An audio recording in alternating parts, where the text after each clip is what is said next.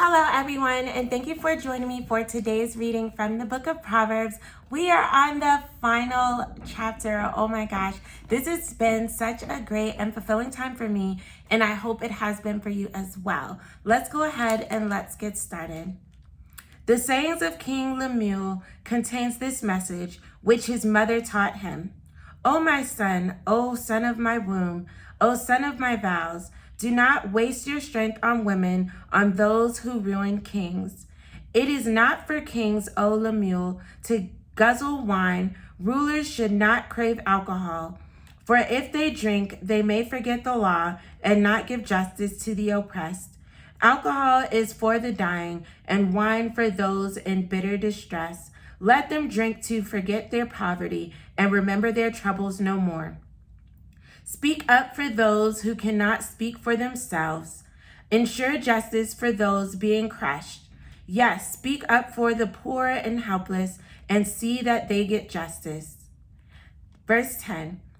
Who can find a virtuous and capable wife? She is more precious than rubies. Her husband can trust her, and she will greatly enrich his life. She brings him good, not harm, all the days of her life. She finds wool and flax and busily spins it. She is like a merchant ship, bringing her food from afar. She gets up before dawn to prepare breakfast for her household and plan the day's work for her servant girls. She goes to inspect a field and buys it. With her earnings, she plants a vineyard. She is energetic and strong, a hard worker.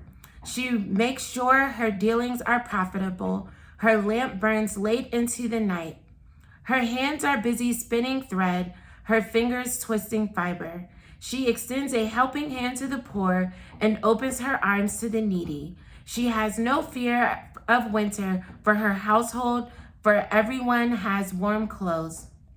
She makes her own bedspreads. She dresses in fine linen and purple gowns. Her husband is well known at the city gates, where he sits with the other civic leaders. She makes belted linen garments and sashes to sell to the merchants. She is clothed with strength and dignity, and she laughs without fear of the future. When she speaks, her words are wise, and she gives instructions with kindness. She carefully watches everything in her household and suffers nothing from laziness. Her children stand and bless her. Her husband praises her. There are many virtuous and capable women in the world, but you surpass them all. Charm is deceptive and beauty does not last, but a woman who fears the Lord will be greatly praised. Reward her for all she has done. Let her deeds publicly declare her praise. So we all know about Proverbs 31. You know, we talk a lot about the Proverbs 31 woman. And there's a couple things that I want to say here. In the beginning of the chapter, it's talking about drinking and not being subject to drinking and alcoholism. And we mentioned that in a previous chapter. And I want you to really consider in your life this year, the moments that you've drinking stuff, has there been problems that ensued? Has there been issues? Did you turn into a different person? Were you making decisions you normally would never make? Really consider. I know in so many places and spaces, drinking is just a thing, but you have to consider, is drinking a thing for me? Should it be a thing for me? I know I gave up alcohol. I realized I am a better version of myself and more clearly able to become the person God is calling me to be without drinking. And so I'm not saying that has to be what you do, but I am saying take a moment and examine what God is telling you to do. Don't just go along with things, just a social drinker or whatever, just because other people do something. The other thing, a wife of noble character. So first and foremost, this is the conversation that a mother whose son is a king is having about the wife that he should have. This is a businesswoman. She made clothes. She got a field. She doing everything. I don't want you to think you can't be an amazing woman of God because you're not doing all of these things. I do not sew my own clothes. I am still an amazing woman of God. And so I want to make sure that as you look at Proverbs 31, you're even considering, okay, what are pieces of this that are a part of the journey that God has for me and my life, that the woman he's calling me to be. He's not calling every woman to own a business. This woman did, but he's not saying every woman should.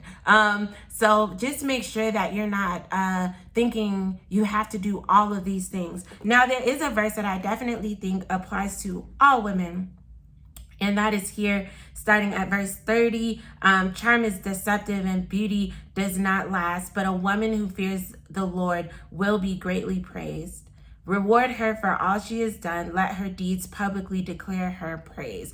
And so, listen, all the things in this earth will pass away, but fear of the Lord is what is most important. We started the book of Proverbs with the importance of fearing the Lord, and we are ending the book of Proverbs with the importance of fearing the Lord. So in all of the things, in all of our chapters, in all that we've read, make sure that you are living a life that shows that you fear the Lord, you honor the Lord.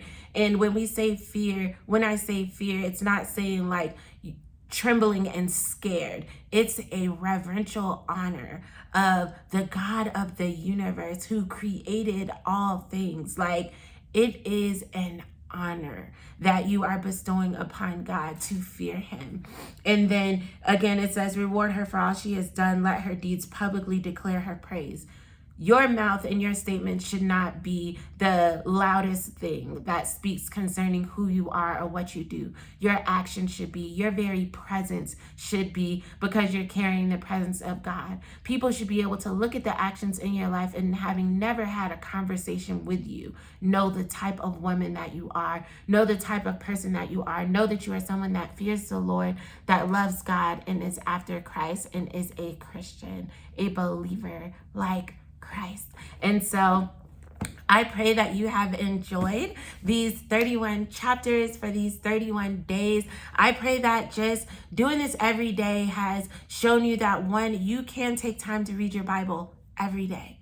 Whether it's a verse, whether it's a whole chapter. Listen, you're in chapter territory now. Don't say, oh, I can only read a verse. We've been reading whole chapters every day. So this 31 days has shown you truly can read a whole chapter of the Bible every day. You can do it. You've been doing it for 31 days. Just set aside that time and make sure that you do it. There are definitely going to be more readings here on the channel from the Bible, different books and chapters in the Bible. So I hope that you are subscribed so you can join me for that. Continue to grow yourself in faith, in the word, in your life as a Christian, as a believer this year. I am praying so much blessings, favor, and just honor be bestowed upon you this year. I'm praying for your increased discernment and just that all goes well and that you are truly, truly favored and blessed by God himself.